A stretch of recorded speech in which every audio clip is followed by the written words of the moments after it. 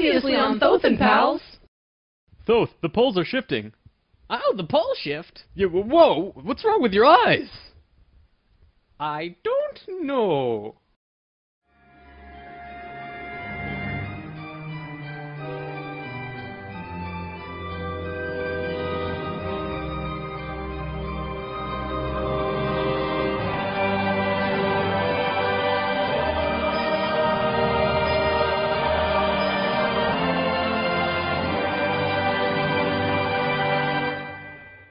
When Thoth first saw signs of the polar shift, they returned to the land of Chem and raised the warship into the sky. They went to Atlantis and picked up the Nacals.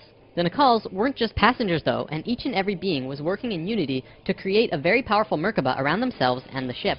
They returned to the Great Pyramid and landed the ship on top, forming the phi ratio with the pyramid.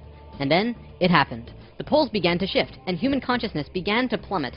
Simultaneously, the electromagnetic and magnetic fields of the Earth collapsed, and all life on the planet went into the Great Void, the 3.5 days of absolute blackness described by many ancient cultures in the world. The Emerald Tablets say that whenever we go through a polar shift, we go through a void space as we change our frequencies for about 3.5 days. This is also in the Troano document, depicted by 3.5 stones painted black. This refers to a time when we go through what science calls the electromagnetic null zone. During the pole shift, a phenomenon takes place where everything just seems to disappear for a certain time. Usually it's between 2 to 4 days, and the last time it was 3.5 days. Here's where it gets interesting. What happens to us does not usually happen to a normal species, because most advanced species will have their Merkabas handy at the time of the shift. We didn't, due to our little crisis, and we got sucked into the void space without protection. This resulted in us losing our memories. Science realizes that all of our memories are connected through cells in our brains as well as fields around our heads. What is not entirely understood by science yet, at least not directly, is the connection our memories have with the planet itself. We've discussed this before. The magnetics of the Earth affect how we think and act. The Merkaba is an electromagnetic field that you create around your body that can serve as protection from void as you're consciously going through it. What happened to us when we didn't have that protection? It was a clean wipe. When we existed on Atlantis, we were living at a very high level of consciousness in a higher dimension. We had extremely advanced and sophisticated bodies and minds, and were capable of practically anything, living in a dimension where molecules were spaced so far apart that consciousness could interact with them without physically moving. It's hard to explain because you can literally shape your environment immediately through your consciousness in these higher frequencies. In that sense, we were creators, knowing and understanding oneness, beings of love. But then we fell. We dropped back down to this place called the third dimension. We also fell in consciousness back to zero. We forgot how to use the pineal gland, and it slowly shrunk to the size it is now, like a raisin, where it's supposed to be eyeball size. When this happened, we forgot how to breathe source energy into our bodies, and our lifespans went kaput. Eventually, we went from 900 years to what it is today. We had not experienced this dense reality that we had before, at least for a very long time. We were kind of like a supercomputer that gets completely wiped, no operating system or anything. We had these advanced physical bodies, but we didn't know how to use them. This is why today we are so physically advanced compared to pretty much all the other animals in this third dimension. For a time, the survivors of the Atlantean fall, and there were a few, were literally hairy barbarians. We even had to rediscover fire. The reason we're having such a hard time finding evidence of Atlantis is because for the most part, the events of Atlantis took place on a much higher dimension than our physical Earth exists on right now. Everything I've drawn of Atlantis can't be taken as that's what it looked like, because it didn't. This landmass did physically exist, but the Atlanteans were not inhabiting that dimension of its existence. If the warship hadn't been protected by the Merkaba, the Nacals would have lost their memories. They retained their memories when the Earth came out of the void and began their work once more. Thoth and 1/3 of the Nacals went to the Island of the Sun in Bolivia.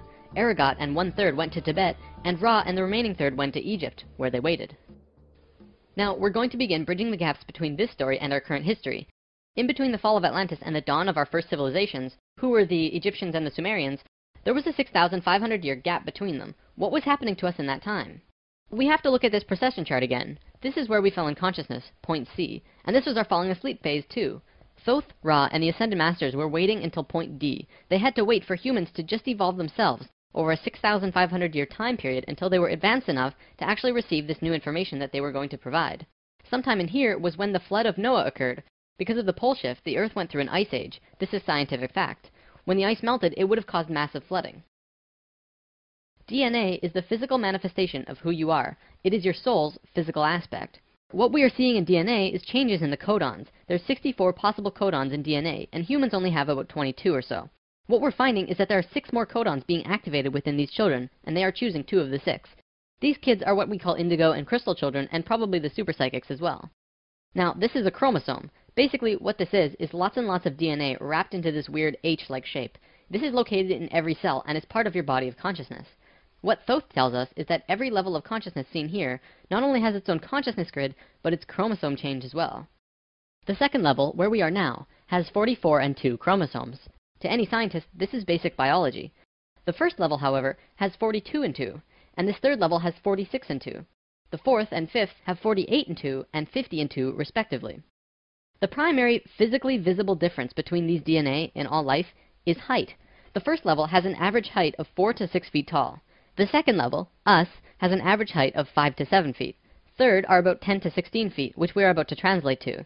Fourth is 30 to 35 feet, and the last is 50 to 60. You may remember a being named Metatron, the Hebrew archangel, who is the perfection of what humanity is to become. He was 55 feet tall, that guy. The last two heights are far in the distant future for us, though. This is a place in Egypt today called Abu Simbel. The first thing you notice is that these statues are huge, but with the information about the DNA, this paints a different picture. These beings would be in the 60-foot range if they were to stand. They were at the 5th level of consciousness. These beings on a different wall are 35 feet tall, 4th level of consciousness. Here are some third levels as well. Archaeologists saw this and thought that it meant that the man was just much more important than the woman, when in actuality, the kings of Egypt had 5 different names, one for every level of consciousness. Some of the kings were even able to translate into different dimensions, and that's how they guided the population with the power of the gods. In Egypt, according to today's top archaeologists and researchers, the Egyptians and Sumerians both began their civilizations right around the same time from each other, within a few hundred years or so. Both of these civilizations emerged out of nowhere with perfect writing abilities that were not improved upon since. When they first emerged, they were extremely sophisticated and clear, and slowly degenerated over generations. No archaeologist can explain how this happened or explain how it could have happened. They placed Egypt and Sumer into a special classification called stair-step evolution. What happened was, one day, Egypt got its language, full and complete. Then the knowledge leveled off. And then it got another massive leap a little while later. Then suddenly, they knew everything about water and moat systems just perfect. Then, a little time later, bam, they're masters of hydraulics. How did Egypt and Sumer do this? Well, this is what Thoth said. When we were evolving on our own for 6,500 years, Ra and the Ascended Masters were waiting in an underground city beneath the Great Pyramid. We'll come back to this in a bit. Thoth's son Tat formed a group called the Tat Brotherhood, which is a secret group that still exists today as protectors and keepers of the sacred temples. Today, they're still connected to the Ascended Masters. So about 6,000 years ago, some members of the Tat Brotherhood would wait until they would meet someone who could understand what they were going to teach them. When they found someone, they would just tune their frequencies to the third dimension and walk up and tell them information flat out. They said, hey, if you do this and this happens. The Egyptians would say, wow, look at that. Then they would go underground, wait another little while, and repeat the process. Over a short period of time, the Egyptian and Sumerian evolution shot up in stair steps. As for the Sumerians, they also received a more detailed story by those who were assisting them. They described to the Sumerians in all of the details they remembered. They said, this is the history of the planet, write it down. The Sumerians knew about the precession of the equinox because they were told it by the Nacals from Atlantis. After this stair-step period, we began to fall asleep further. Things got worse once more. It was our falling sleep stage of precession, and although the Nacals had given us a boost, we were consciously dozing off. On that note, it's time for the story about the city under the pyramid. Keep an open mind about this because there is very little proof for what I'm about to say. For over 40 years, Drunvalo Melchizedek has been studying human consciousness through sacred geometry and spiritual teachers and masters all over the world. In 1996, he was contacted by a source in Egypt who said that something incredible had been discovered. A stone stele came out of the ground between the paws of the Sphinx into the daylight. They removed it and dug into the earth beneath the Sphinx.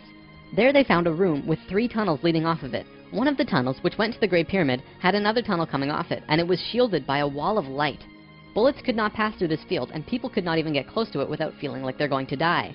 The Egyptian government found a particular person who could turn off this field. They also had brought in Paramount Studios to film it, as they had filmed the opening of King Tut's tomb. They had a good relationship with Egypt. The government wanted several $1 million from Paramount, but at the last minute they asked for an extra $1.5 million under the table. Paramount was outraged, and they backed off. Things were silent for about 3 months. Then, Drunvalo heard from a source again, who was involved in all this, who said that 3 men shut off the light field and went inside.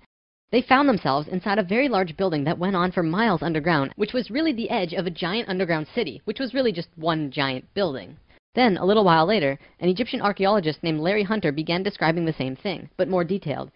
He said that the city was 6.5 by 8 miles wide and 12 stories deep, and the city was outlined by specific temples in Egypt. The 3 pyramids are lined up with Orion's belt. But there are also small temples for every other star in the constellation. Those temples map out the city underground and are made out of a special stone not found anywhere else in Egypt called Koinen stone. Incredibly enough, very recently, ancient tunnels were found in Romania that led to both Egypt and the inner Earth. Now, I don't have time to go into detail about this particular story, but if you want, check out the book Transylvanian Sunrise by Radu Sinamar. To be clear, this is a theory that has not been accepted by the Egyptian government, but the underground city that Thoth said was there is, according to Mr. Hunter, marked by temples made of a unique substance, and the temples match the star pattern of the constellation of Orion. 4,000 years after the stair-step evolution, we were at our lowest stage of our evolution. We were hitting bottom on the awareness road. Suddenly, out of the darkness, 3 men came to Earth to give us a little nudge.